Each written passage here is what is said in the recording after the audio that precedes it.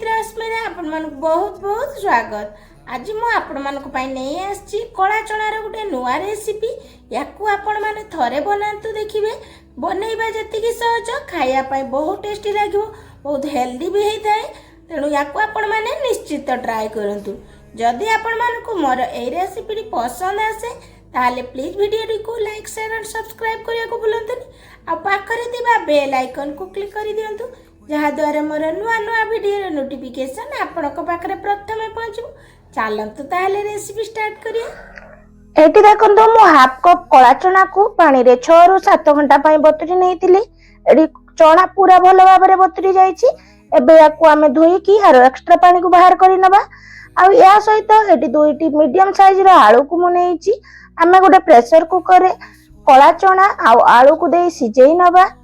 Eighty देखंतु मु चना आलू देला परे एटी प्रथमे गोटे ग्लास तापर आउ अल्प टिके माने गोटे ग्लास टू टिके अधिक पानी देइची।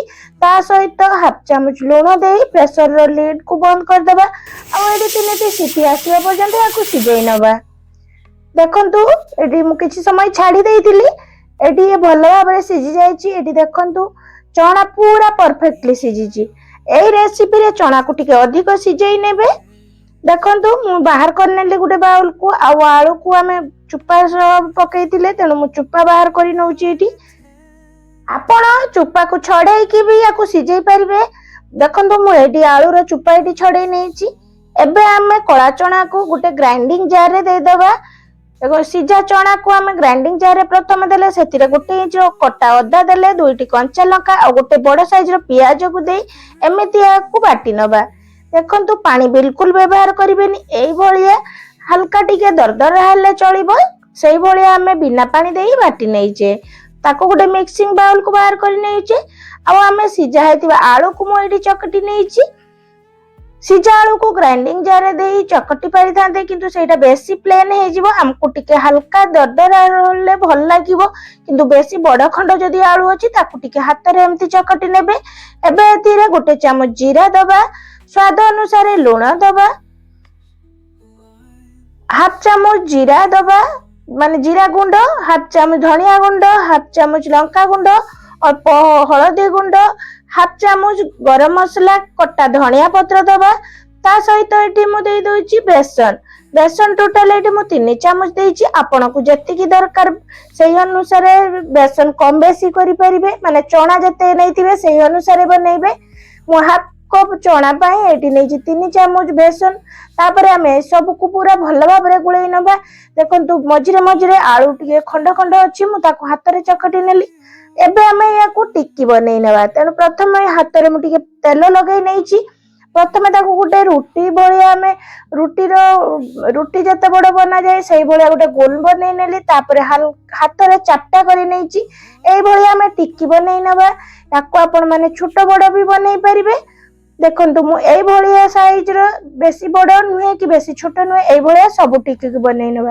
ए देखंतु मु एतिरे 7टी टिक्की बनेइची। आहुरी मोर अछि बनेया पय केवल मु परे बनेया पय रखली काहे ना याकू गरम गरम ही भल लागे।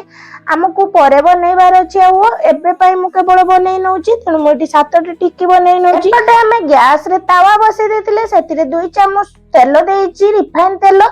तापर हमें तेल को चारिआडे स्प्रेड करी गोटे गोटे करी टिक्की दे दबा। आ गैस रो फ्लेम को प्रथमे हाई करितिबे। तापर हमें टिक्की देला परे याकू पूरा लो टू मीडियम फ्लेम रे याकू फ्राई करि नबा।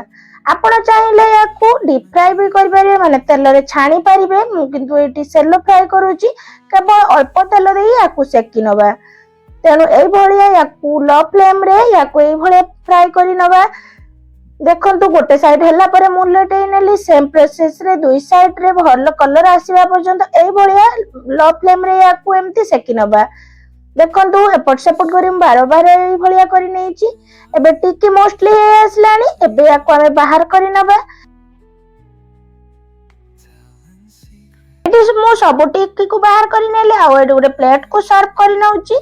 ए टिक्की सहित खाया पाए मु एटी टमाटो केचप नेइची। आपण चाहिले जे कोनोसी चटनी सहित याकू सर्व करि परिबे।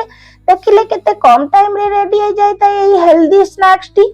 आपण माने याकू निहाती बनांतु। आ एटी मु गोटे भांगी की देखाई दउची। देखंतु ऊपर क्रिस्पी आ भीतर सॉफ्ट अछि। खाया पाए बहुत टेस्टी लागिवो। ତେଣୁ ୟାକୁ ଆପଣ ମାନେ ନିହାତି ବନାନ୍ତୁ। ପିଲାମାନେ ଏମିତି ଗଜା ବୁଟ ଯଦି ବନେଇକି ଦେବେ, ମାନେ ଗଜା ବୁଟର ଯେକୌଣସି ରେସିପି ପିଲାମାନେ ବିଲକୁଲ ଖାଇବା ପାଇଁ ପସନ୍ଦ କରିବେନି। ତେଣୁ ଏଇଭଳିଆ ଯଦି ଚଣା ଟିକି ବନେଇବେ, ପିଲାମାନେ ଆରାମସେ ଖାଇବେ। ଆଉ ପିଲାଙ୍କ ଟିଫିନ ବକ୍ସରେ ବି ଆପଣ ମାନେ ୟାକୁ ଦେଇପାରିବେ। ଛୋଟଠୁ ବଡ ସମସ୍ତଙ୍କୁ ପସନ୍ଦ ଆସିବ। ଆପଣ ମାନେ ୟାକୁ ଥରେ ନିହାତି ବନାନ୍ତୁ, ଦେଖିପାରିବେ ୟାର ଟେଷ୍ଟ କେତେ ବଢିଆ ଆସିଥାଏ। ଖାଇବା ପାଇଁ ଯେତିକି ଟେଷ୍ଟି, ବନେଇବା ବହୁତ ଇଜି, ଆଉ ହେଲ୍ଥ ପାଇଁ ତ ଇଏ ବହୁତ ବଢିଆ। ଆପଣ ମାନେ ୟାକୁ ନିହାତି ଟ୍ରାଏ କରନ୍ତୁ। ଯଦି ଏ ପସନ୍ଦ ଆସେ ପ୍ଲିଜ କମେଣ୍ଟ କରିକି ନିହାତି ଜଣେଇବେ। ଆଶା କରୁଛି ଆପଣ ମାନଙ୍କୁ ମୋର ଏଇ ରେସିପିଟି ବହୁତ ପସନ୍ଦ ଆସିଥିବ। ରହୁଛି, ନମସ୍କାର, ଜୟ ଜଗନ୍ନାଥ। ପୁଣି ଦେଖା ହବ।